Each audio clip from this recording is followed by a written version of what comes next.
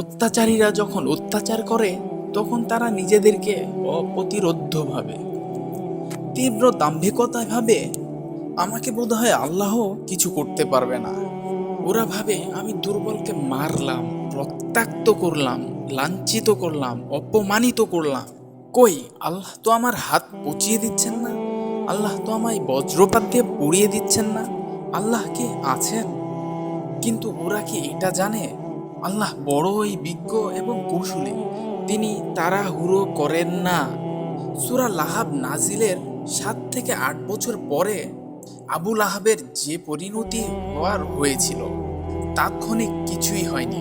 অত্যাচারীরা শীঘ্রই জানবে কোথায় তাদের গন্তব্যস্থল। এদেরকে কে বোঝাবে তাদের ক্ষমতা দাপট চিরস্থায়ী না। ধ্বংস হোক তোমাদের হাত, ধ্বংস হও তোমরা নিজেই। তোমাদের অর্থ সম্পদ ক্ষমতা কোনোটাই কাজে আসবে না। অচিরেই তোমাদের নিক্ষেপ করা হবে লেলিহান আগুনে।